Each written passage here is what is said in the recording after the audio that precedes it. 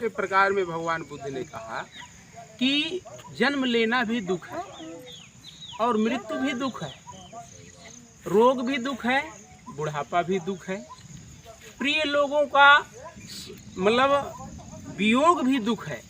अपने बीच में कोई प्रिय है वो हमसे दूर हो गया तो वह भी एक दुख है। और सबसे बड़ा दुख आजकल कि अप्रिय लोगों का संयोग भी दुख है, कि जिसे हम न चाहते हो और वो हमारे सामने आ जाए तो वह भी एक दुख है ना। तो प्रिय लोगों का संयोग भी दुख है, वियोग भी दुख है, और अप्रिय लोगों का यानी संयोग भी दुख है।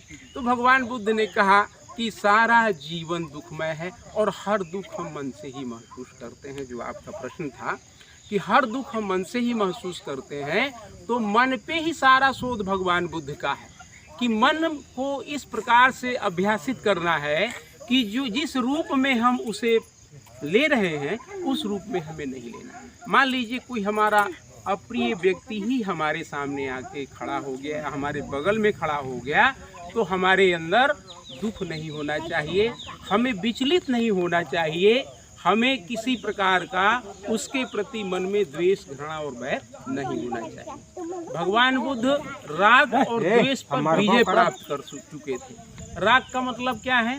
राग का मतलब होता है कि संसार की किसी भी वस्तु के प्रति अतिशय लगाव, कि उसके बिना हमारी शांति, हमारा चैन खो जाए, वो राग है। द्वेष ठीक इसका विपरीत, कि वही चीज कि अगर जिससे हम नफरत करते हैं, घृणा करते हैं, या हमारे मन में बैर पल रहा है, अगर वह व्यक्ति हमारे सामने आ गया या हमारे बगल में बैठ गया तो हम मानसिक रूप से विचलित हो गए, हमारी शांति भंग हो गई, हम सुख से बहुत दूर हो गए। तो भगवान बुद्ध ने कहा कि नहीं, भगवान बुद्ध ने कहा कि आपको अपने मन को इस प्रकार साधना है कि शत्रु को शत्रु मानना ही नहीं है, शत्रु को शत्रु मानना ही नहीं है, किसी के प्रति अपने मन में बैर रखना ही नहीं है।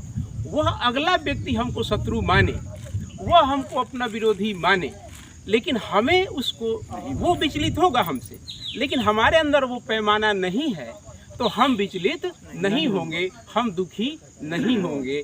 तो मन हमारा दोनों ही परिस्थितियों में सदा होना चाहिए कि न तो हम अतिशय लगाव हो और न अतिशय दुराव हो, हमारे अंदर केवल और केवल समभाव, हम हमेशा एक समान रहें। वही चीज़ उन्होंने कहा कि जीवन में अनेकों प्रकार के दुख आते हैं, तो दुख की स्थिति में भी हम सामान्य मानसिक स्थिति में रहें, न हमें बहुत ज़्यादा विचलित होना है, और सुख की स्थिति में भी बहुत ज़्यादा उतावलापन नहीं होना है, न बहुत ज़्यादा खुशी का इजहार करना है। खुशी को अंतर मन में महसूस करके खुश रहना है, और दुख को भी प्रकृति का एक व्यवस्था मान के, समय मान के, उसको भी प्रकृति के साथ जीने का एक मार्ग मान के कि इस संसार में सुख और दुख दोनों साथ साथ रहते हैं। जिस प्रकार अंधकार और प्रकाश, दिन और रात, उसी प्रकार सत्य और असत्य। और प्रकाश का वैल्यू क्यों है? अंधकार अगर नहीं होता तो प्रकाश की वैल्यू नहीं होती, असत्य नहीं होता तो सत्य की वैल्यू नहीं होती, दिन नहीं, रात नहीं होती तो दिन की वैल्यू नहीं होती, दिने दिन होता तो कोई रात, मतलब दिन को पाने की आकांक्षा किसी में नहीं होती।